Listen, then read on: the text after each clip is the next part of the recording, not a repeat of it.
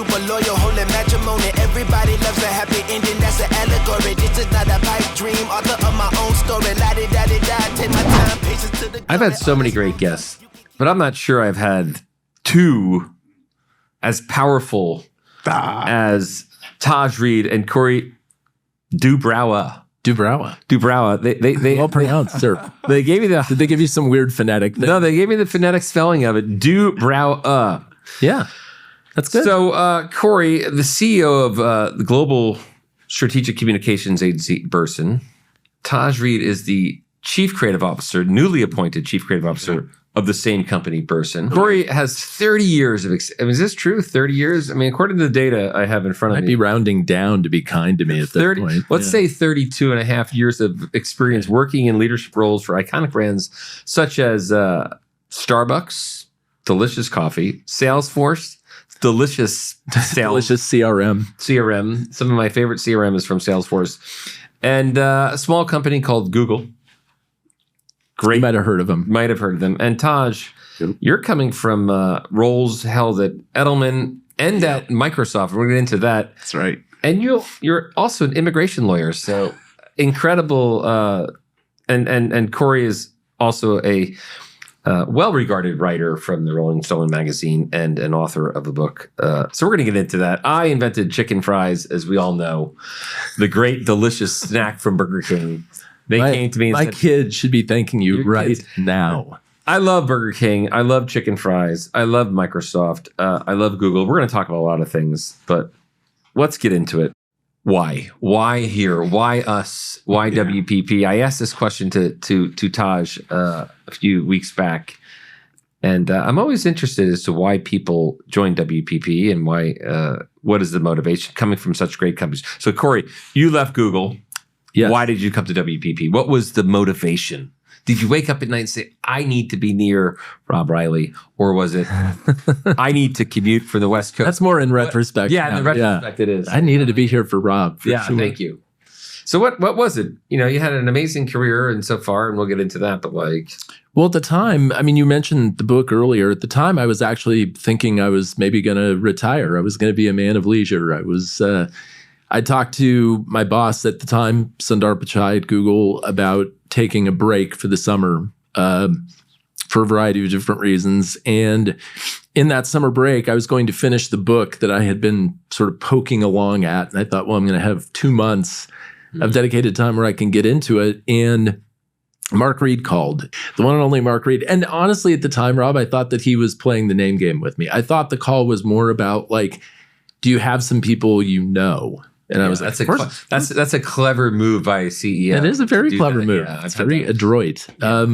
But it turned out that wasn't what the call was. It was really about, would you like to come back to agency? It had been 15 years since I had been at agency. And at the time I was then at agency, it was a private firm. So this was a completely different proposition. And what we weren't talking about at the time was the merger. We weren't talking about a firm called Burson. We were talking about BCW at that point. And the one piece of advice that I had coming into the role after he had convinced me that he wasn't fishing for names, he actually wanted to talk to me about the job. I didn't really have CEO on my bingo card of things I wanted to do. And we kind of came around on all that. It was like, well, we should rename the firm because I'm not sure. I think you're kind of burying the lead. The B in BCW was Burson for Burson Cohn Wolfe. And I was like, maybe we should plot points on when we can rename the firm Burson. But it was really an opportunity to prove that having spent 15 years as a client, that we could go back and remake the agency into a different kind of communications consultancy based on reputation, which is something that the late Harold Burson was very focused on. So legend, Harold Burson, legend of the PR communications world, right? What PR Week named the most influential person of the 20th century in public relations. Yes, that guy. So you get in here and you're feeling like, okay, I need a creative partner, and there's some great people already within the Burson Corporation. And then went on the search, and somehow we land on this gentleman named Taj Reid. And if you haven't heard Taj Reid speak, it's like listening to what I like to call melted velvet. Not even just melted velvet. It's the sound of maple syrup. It's the sound of maple syrup. I like that. I haven't heard that ever been any person being described. So Taj, you've got a great career in starting with Microsoft, and before that, you were an immigration lawyer. We can get into that. Corey makes the call. You're at Edelman, great agency, great creative work. You've got a great history there. Why was this exciting to you? Yeah, it really is something. I had a great time at Edelman, learned so much there. But I had a conversation with my dad, and he was like, son, you're an explorer. Like, you really need to go out there and find those opportunities where you can make impact at scale, but also learn a ton. And I always mean to say this and give people their flowers, but both of you, Rob, Corey, you both were in my kind of sites of admiration. Like Rob, the impact that you make, the creative teams that you groom and grow to a place where I think people are really brave to go for it. And Corey, I've been a longtime fan of yours, watching what you've done at Starbucks, Google, and more. So when I thought about what this jump would look like, the opportunities I would have to learn, and just the level of impact that we can make for families and people. Like when we were together at our meeting, I was saying, it's not lost on me that all of the work that we all do collectively at WPP, when you think about the number of people it reaches, the stories we tell, the moments we create, the experiences, that kind of scale is unprecedented. And so I'm really grateful for this opportunity, and I'm excited to be here to learn from Titans like yourself. I love the scale part, and I think that's what people often forget. You always think big can't be the best either. And, the reason I came was of that very reason. I wanted to have as much impact on people and the world. And I don't want to sound like I'm trying to save the world, but you work with the biggest brands and you have the biggest media company and you have such talented people, you can make an impact. And we've tried that. I'm not sure that our first conversation was like the most professional interview that's ever happened, though. Taj and I, it was one of the best combos. Should we tell? I want to hear. I mean, it was just more of it was more of a jam. Really. Yes. It was. I felt like before we even got into the professional part of the conversation, there needed to be, like, the analogy is like a first date. You're just looking at like chemistry with somebody, and so I felt like before, and Rob, you and I had talked about this, that, like you say, we did. It's not that we lacked for professional creative talent across both BCW and Hill & Knowlton, which became Burson last year. It's that you were the one that called it out to me. You were like, you need a partner.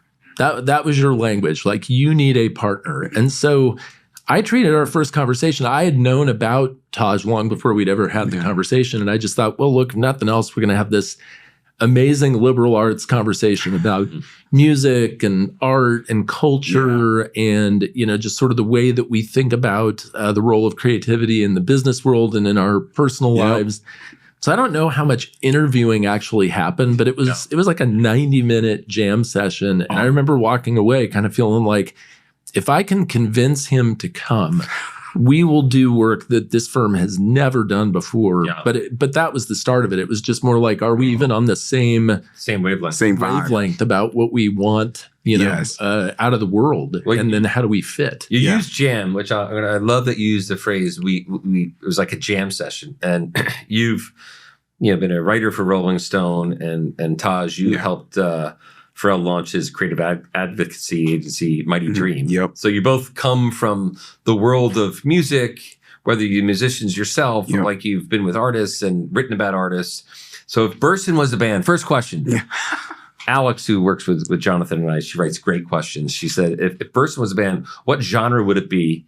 And what would your roles each be? Now, forget CEO, forget creative, what would the genre be? I'm going to ask you first. And then what role are you playing? And then Corey's going to answer, and it could be the same role. So I don't know who's Mick, who's Keith. I don't know who's Ringo in this operation, but this is an awesome question, and it's so indicative of how our conversation was. I think the arts and expression are so kind of personal that you can get to know a lot about a person, how they see the world, how they treat people, everything. And if we were a band, the genre for me would be hip hop. But I even hesitate because I feel like right now we're at this exciting time with what technology is doing where all of the genres are blending, and like what's being produced and coming out. it's hard to categorize stuff. You look at Tyler, the Creator. What genre is that? Is it pop? Is it hip hop? Is it rock? Like, it's just expression. So, but if I had to pick one, it would be hip hop. And I would love to be a producer, like something a la the RZA, you know, where you're setting up all of these superheroes, all of these dynamos to just go out and crush it. Not only from a business standpoint, but also from like their art. And so so you don't make the stage. So you're not on the stage. You're not. RZA was on the stage. Like the stage. Yes, but I love building and designing systems where other people can really succeed. Like Questlove, I think in the Roots. Like he's the drummer. He's keeping that tone, but he's looking at everybody. He's like, "Yo, it's your turn to go. Let's do it." Like that to me would be awesome. Great answer. Great answer. Corey, same question. I've always appreciated artists that blaze their own path. So no sooner do you think you have that artist dialed than they have gone off in a completely different direction. The late David Bowie comes to mind, where he literally was the architect of glam rock, and no sooner do people think they have that figured out than he's off doing neo soul in Philadelphia with people like Teddy Pendergrass, and then no sooner do they think people have that figured out than he's living in Germany and working with Brian Eno on an electronic album. And so the way you described it is exactly the way I kind of think of it, which is the word I would use is recombinant. That like what music is now. We're going to have to look that word up here at the Corporation of Screaming Creativity. Like Jonathan seems incredibly dumbfounded over there. Beck's a good example of this, right? Yeah. Where again, you sort of think of what Beck has been up to over the years. He's done folk records that sounded like hip hop, things that were Brazilian pastiche, like all of these things. And so we're really lucky. We live in an interesting time. We have access to everything. Your record collection is the internet, basically. Yeah. And so for me, like from a role standpoint, the way I like to think about things is sort of orchestra conductor. And so like if I were to pick a role, it might be like the role that George Martin had in the Beatles. Mm-hmm. He wasn't a Beatle, but he was at Abbey Road while all these things were happening. And that is the way that I think of the role that I get to play, which is there's amazing talent. I want the Johns, the Pauls, the Georges, the Ringos to do their thing. And maybe I have some ideas about how their thing can be 5% better or different or more to the front. Awesome. So let's talk about you as a writer, Corey, because it's called Screaming Creativity. And yes, you're the CEO of Burson, but I think it's easy to compartmentalize people into like, oh, that must be a numbers person or a deal maker or sorts out corporate strategy for things that gone wrong. But like, you're a writer at heart. So like, talk about Rolling Stone for a couple of minutes and maybe talk about your book.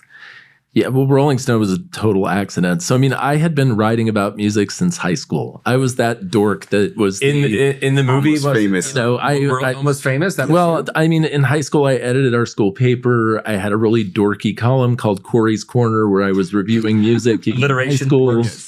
Was even working then. And so years later, so I had played in bands, not good ones either. What was your instrument? Guitar. Still have plenty of guitars. I have a whole herd at the place back in Oregon that we can explore at some point. But my bands weren't any good. And so at a certain point, I had to kind of recognize that, like, I know something about music, but my music is not going to be the thing that ever makes it or is ever successful. But friends of mine were starting to be successful. We're starting to record. We're starting to get signed to labels. So I was like, well, where is this in? Portland, Oregon. Yeah, Oregon. So I'm working at Nike at this point, and the guy who is the head of sports marketing, a good friend of mine, Tom Fox, was like my show buddy. He was from Chicago, so I would take him to see bands. So we went to this absolutely amazing Elliott Smith show. I mean, like literally jaw-dropping. And the next day he goes, I have some friends you need to meet. And I was like, okay.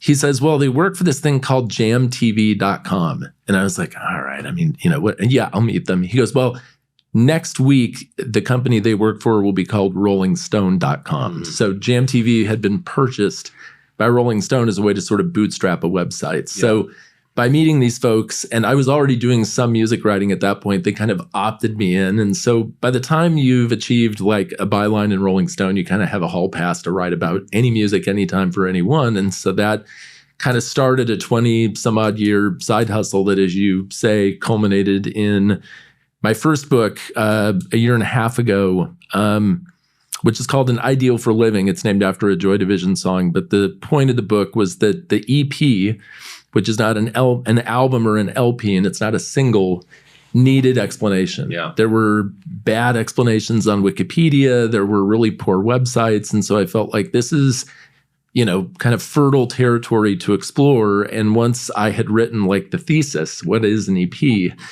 I put out an all call to a bunch of people I knew who were music writers, producers, musicians. I created a listserv of about 200 people, put the thesis out with the question, what are the best EPs of all time? We ended up with a group of about 50 of us that culled the 200 greatest EPs of all time from the late 40s, early 50s when they were first starting to be called EPs until the present. So that was, and it sold out. It sold out last year, and it's now in Not bad. second edition. Not bad.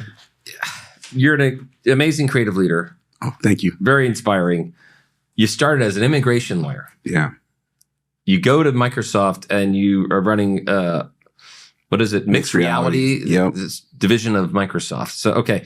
Give me the quick journey on how do you go from immigration lawyer to Microsoft to now running, the biggest and best communications company in the world.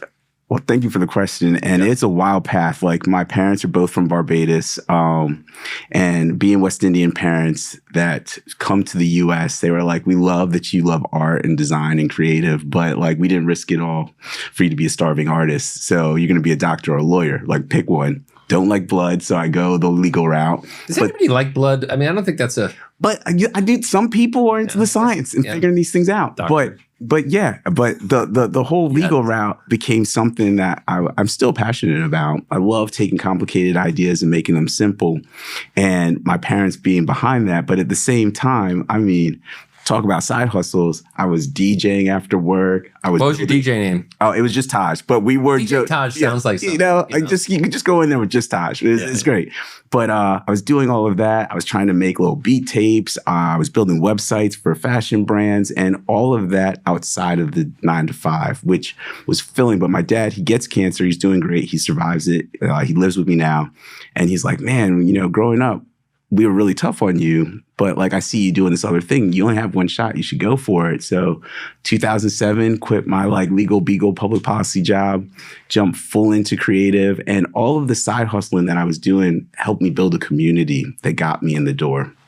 So my first big break was with this gentleman, Dave Brown, who had me working with MKG to do the Delta Gateway to Madison Square Garden.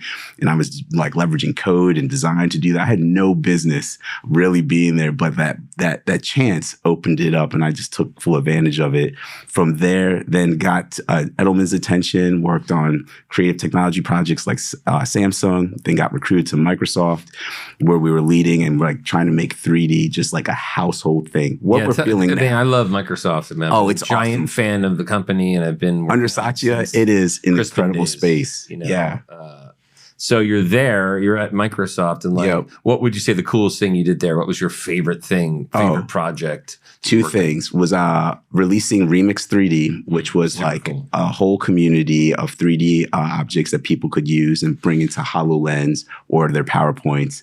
But my favorite moment, the one that my parents really enjoyed and that was special to me, was being able to present with Satya the release of all of this technology. Mm-hmm. So talking about what mixed reality is. This is like 2016, so it's still really early compared to what we talk about today. Yeah. And just trying to make the experience of making that a consumer-facing idea taught me so much that we can use today. Yeah. I remember going in my first day and they were talking about tech roadmaps and these concepts of what they were shipping, what they weren't. And one of my mentors was like, Taj, it's good to have ideas, but can you ship something? He's like, do you remember the Zune? I love the Zune. That's such a Microsoft question, by the way. Yes. The shippers. Yes. That is how they divide the world into shippers and not exactly. shippers. Right. That was the currency. Can you build a culture through the work and get ideas out into the world? And that really sharpened my muscle because a younger version of myself was happy with a great idea in a deck. I wanted it to be made, but man, look at this idea. But when you go to Microsoft, they're like, that's just table stakes.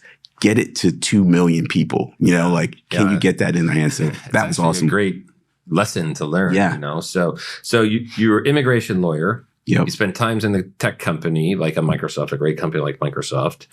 And then you come to Burson, which is at this very, the simplest, like you're helping brands like show up reputation wise, like you're helping them come up with ideas that you put out into the world that people, that's a lot of earned media. So like, how do you think these two career stops, one as an immigration lawyer, two at a tech company like Microsoft, prepared you to be at Burson at a time where we're going through some really challenging times for immigrants, for technology, for brand reputation? Like, how does it all, I mean, that's a hard question maybe, but like, how does it all It's a great question. I think about it all the time, Rob. For victory. Yeah, every morning I think about this.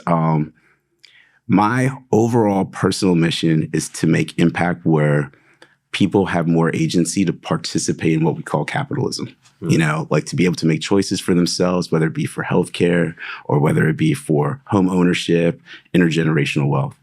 The clearest route to that, if not the law, I think is through the work that we do. And when I think about the brands and the stories that they want to tell about themselves, I fundamentally believe there's a world where purpose and profitability can coexist. Being at Microsoft, being at Edelman, the things I learned there were not only just shipping ideas, but story and experience. When you look at our world today, I mean, the funnel is just like so fragmented. There's all of these touch points. So all that matters right now is a brand story, the reputation, and the experiences they create.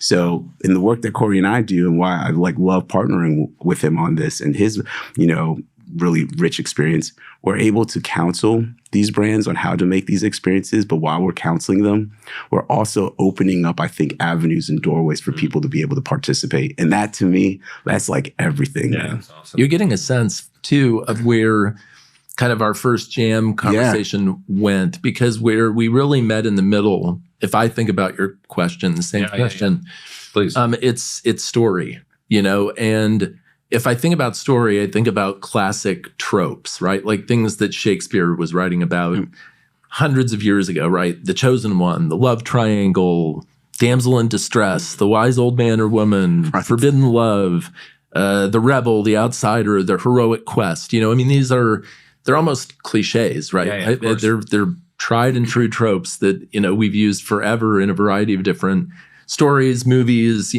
plays, whatever it might be.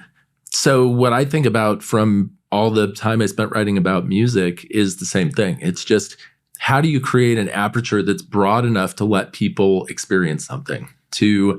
I think educate is a pedantic word, but it's more like, how do you encourage people to explore all the corners of what's available to them? And so when you and I were first talking, it's this idea of story at scale that was so appealing, because all the brands that we work on and the kinds of problems they're trying to solve through communication give you that sort of lens to apply to what if your story were to reach audiences that you've never reached before, and how would you go about it? Exactly. Like, what is the key to that lock? And so this is literally like where our first conversation went, and this is the middle ground where we met. Yeah, somewhere between that and De La Soul. We went down like a deep De La Soul rabbit hole about how great they are. But sorry, I love it. I forgot about that. Yeah, man. I love it. So I'm going to ask you a personal question, Corey, even more personal. It's like you said in your sort of the setup a bit of like CEO wasn't in your, on your dance card, yet you took the job as CEO. So what's been the best part about being a CEO? Because there's a lot of people out there that, hey, they think being the CEO is the top of the mountain because of power, control, vision, whatever it might be. So what has been the best part and most fulfilling part in the short time you've done it? And what's been the most challenging that maybe you wish you could have started a different way, or, you're constantly working on, or you feel like you've finally slayed the dragon a bit and now you're coming out on the other side? Yeah, the dragon's probably never fully slayed. For sure. It's just sort of the ongoing heroic quest to attempt to slay the dragon. To me, the thing that's been the most rewarding are the moments where the collaborative power of 5,700 of us comes to bear. It springs to life. So when I think about like what we had to do through the merger, one of the things that we had to do once we had decided the firm was going to be called Burson, and that it would be called that for a specific reason because of Harold Burson's legacy and what he stood for, and make it current so that it wasn't just trophies in a case or, sort of a leather football helmet that people could sort of admire, but was actually a real tangible thing for 20-somethings coming out of university was this idea of how do we co-create a culture together? And what does that culture look like? And so, we had a process that we went through in the fall where we used online tools basically to create these online jam sessions where we would invite people to a common space and riff on a variety of different questions and subjects about what they wanted from the firm. What do you want Burson to stand for? And it was really through that collaborative process that we arrived at the 4 C's now of our culture, which, for Bursonites, they can sort of see in any hallway, anytime, anywhere. But the idea was to make it... what are the 4 C's for the audience? Here are the 4 C's. Craft, sort of you see the shirt that I have on here, the work. Yeah. So that's craft. It is the work. It's the thing that actually should stand for, what we stand for in the marketplace. The second is curiosity. It's that, we want... to always be asking questions. We want to, as Taj said before, we want to explore. And I think we want to give our people the permission to explore. Camaraderie is the next. It's, you could call it collegiality. There are a number of things you could call it. But to us, camaraderie was the best way to describe a collaborative process together. And the final was counsel. It's that, we are paid for our advice.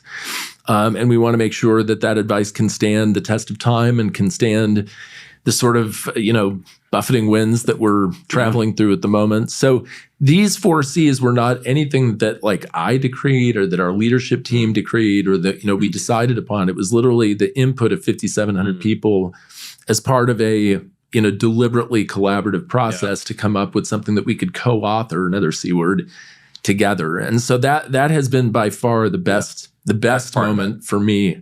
The toughest moment is just the scale that we operate at. I mean, you would love to be a dozen different places in one day. If you could click your heels together, you would love to be in Delhi at the same time. You can buy video, but it's not the same. It isn't the same. And that's the thing that I think we're all learning post-COVID is that, our company has actually said we want to be in the office. We want to work together. And so for me, I was in Mexico a couple of weeks ago. I had a chance to visit with 5 of our clients, all CEOs of different companies, ranging from tech companies to automobile companies to the Coca-Cola company and its bottler and distributor in Mexico. And what you learn when you're face-to-face with people, there's just so much more tangible value to it than, like you say, what you get in a sort of over a Teams meeting or whatever it might be. And so I would love to be more physically present than I'm able to be, but I'm doing my damnedest to get out. But I'm the proudest of the things we do together, which is why Taj was such an obvious hire for us, because his whole career was defined by things that he had done with other people. He had done together. Which I love. And I think that's the power of WPP. I think we're all pretty good people that want to work together and make great things. So it's a real... I think when we go into new business, people can feel that. And that's why I'm attracted to guys like this. So Taj, if there's a young creative listening in one of our companies who wants to try something different, or there's young creative people, outside listening to, why Burson? Why PR and why, strategic communications? For a creative person, what's the best thing about it? What's the opportunity for people that they might not know? Because I think from the outside, it's a PR company writing press releases. No, it's so much better. To explain to people why I think it's one of the best. My whole philosophy is when the idea lands in culture, what's the story the press writes about? What's that thing that people love? Which is, by the way, the thing that immediately I was like, that guy. I want to go talk to that guy. That is, you're speaking my language. It's CBB special. I might be a little biased, but I think Burson is the most exciting place to explore, consider if you're moving into creative, largely because I think it's the future of our industry. As I mentioned earlier, this kind of fractured funnel, there's this wonderful stat that shows 74% of consumers feel like ads are being pushed onto them rather than them welcoming them into their lives. And when you think about earned creative coming from a communications agency that sits at this intersection of policy, government, brands, NGOs, there's this wonderful opportunity to build creative that's not just ephemeral, but actually lives on and provides ongoing utility in the experiences it provides. Yeah, give me an example of what do you, like. What's the favorite thing you've seen? Whether it's for Burson, whether it's for somebody else, or another company out there that like does that thing. There's three. There's one project I was a part of called See My Skin. Now I suffer from psoriasis. I was diagnosed in 2000. When I got psoriasis, there was no journaling of what it looks like on black and brown skin. So every time I went to the doctor, it was such a acute moment of suffering because they would be like, is that a fungus? They'd give me the wrong medicine. And I didn't solve it until about 2007, 2008. Fast forward to an opportunity now that I get to work with a brand and say, this is an issue. Marginalized communities are not getting the same healthcare outcomes that others are. What can we do about it? So we developed this incredible website that not only shows what dermatological affliction looks like on black and brown skin, but it also connects people with dermatologists, shortening that time of suffering. Yeah. That to me is an earned idea that helps the reputation of a brand, that also creates ladders and doorways of opportunity that move beyond the ephemeral, that last, that what you could still go there today, you know? And that scale. That scale. So when you think about the kind of work that we can do that's in the pocket of communications, like reputation is earned, it opens up so many possibilities and it really allows you to meet people where they are. So to me, that's the magic of what we do with Earn First Creative is that we can bust through this noise that exists in society and we can create stories about real people of value that, you know, give you a sense of both, you know, what the company stands for and how it's going about what it stands for. Well, you've answered most of my questions. And before we get to the rapid fire section, which will be double the trouble of rapid fire, I'll ask one more question of, you know, where do you see, and you both can answer, and we'll start with you, Taj. Like, where do you see Burson in 5 years? Oh, I love this. I'm killing you. I'm letting the CEO get a minute to get. Yeah. Very kind of. This wasn't on the docket, by the way. No. I see Burson as being a leader in the space of building story and experiences for brands where we're seen as one of the most creative shops out there. Love it. And do you think there'll be more investments, will more money be going into strategic communications and PR-led, you know, will the growth area? Do you see brands, and maybe Corey can answer the question, like where do you see Burson in 5 years? And do you see brands investing more in what Burson is the best at? I do, and it's because reputation is really where our focus is now and where it's going to be in the future. And I think for many of us, reputation was something that, as Taj used the word earlier, so I'll use it again, it was ephemeral. You know, it was the sum total of your lived experience was sort of a reputation. You know, you didn't really have a sense of what the value of it was, in the same way that like a CMO might say, hey, you know, the budget that I'm driving as chief marketing officer shows up on the top line and the bottom line. You know, I actually have like revenue goals. This was a big aha for me at Google, where my CMO counterpart, Lorraine Tuhal, was like, we should compare goals for the year, KPIs. And we did. And I was like, you have actual revenue goals on yours and I don't. So for communicators, the idea of being more specific in the impact that you create, I mean, that's the holy grail for communication. And so we're working on a tool now that will essentially assign a more specific value to reputation. You know, if you think about reputation, there's sort of a belief, and Taj knows this from his former life, that like trust is reputation. And reputation is so much more than trust, right? Like if you can almost look at reputation as like a pie chart. Sure, trust, but also what is the financial performance of your company? How do you treat your employees? How do you show up in community? What's the quality of your product or service? You know, like all those things are tantamount to reputation, and each company has a different view of what that pie chart should do. Figuring that out for each. So AI, interestingly, like a lot of when we talk, almost got through the podcast without mentioning AI, but I'm happy you brought it up. Hey, Rob, you were the one that put the clarion call out to the whole bloody company about AI. There you go. So what I loved about what you did at our recent leadership forum was to make AI a more accessible thing that people could essentially sort of break like a toy and learn from the breakage, right? And, you know, kind of apply that to the next usage of AI. So yes, there are certainly generative AI tools that give you lots of capacity to do that. But when I worked at Google, one thing we noted was all these companies sit on a ton of data, but the data is not really affording much insight. So we used to say at Google all the time, you know, we were like data rich and analysis poor. So what we're working on are cognitive AI tools that actually divine this data and give companies more useful insights that actually create value and create a roadmap, if you will, for where they can take their reputation. So 5 years from now, I expect that because communication is so inextricably linked with reputation in ways that other communications disciplines or other marketing disciplines aren't necessarily, that we'll be able to be successful in creating this more specific value around reputation so that our clients can see both the accountability that comes with it, like we spent this money with you, what happened as a result of that?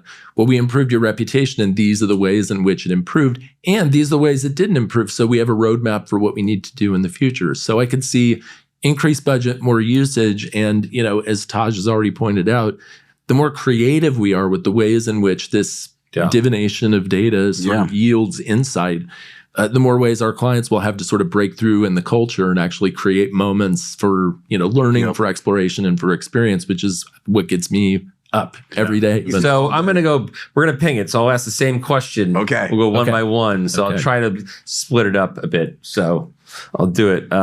And this should be easy for you. Last song you listened to? Gorillas by Sims. Great song. Fairy Lady by Panda Bear from Animal Collective, new song. Wow, Corey, deep cut. We'll be looking for that, somewhere in an East Village record store. Okay, what's your what's your secret hidden talent? Farm equipment. I can work a bunch of different farm equipment. I actually had a license to drive a combine before I had a license to drive a car.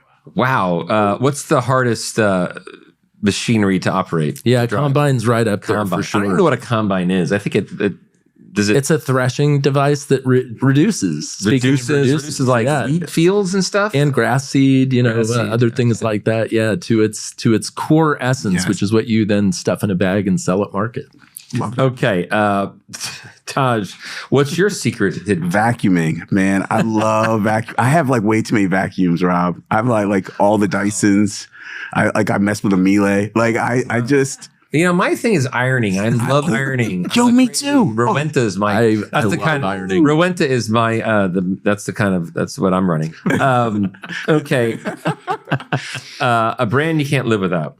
Mocha Master. It's a coffee machine that makes the perfect drip coffee. Mocha Master. Yes. Okay. And it comes in these dope colors: blue, orange. John knows what I'm talking about. Avocado, all the things.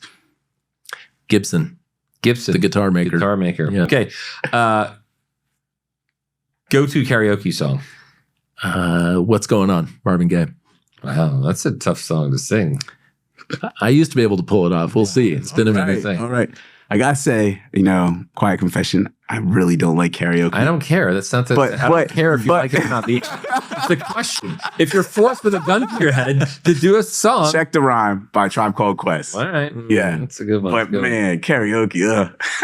Listen, come on. This is my favorite question. Best compliment you've ever received?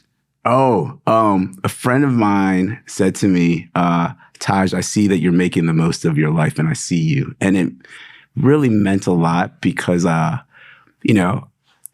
is moving so fast, man. And I'm at this age, I was just telling Corey this, where I'm like in the season of seeing my parents and they're doing well. And then my youngest son, Harry, is 8 and they're able to enjoy each other's time in a way and it feels so special. So I'm trying to make the most of that time, Rob, as much as I can. Well, listen, having all those people in your house has got to be challenging, but like the benefit is beautiful. Built-in babysitters. Yes. Plus they do get to spend that's right. time together. 8 years old is probably a good age where they're still sweet, nice, and interested. 100%.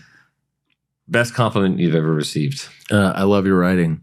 It was a 8th grade teacher of mine. Amazing. Kind of set me in a particular. Give a shout out to the name. Who was the teacher? Do we have to go phone a friend for the teacher's name? Miss Mormon.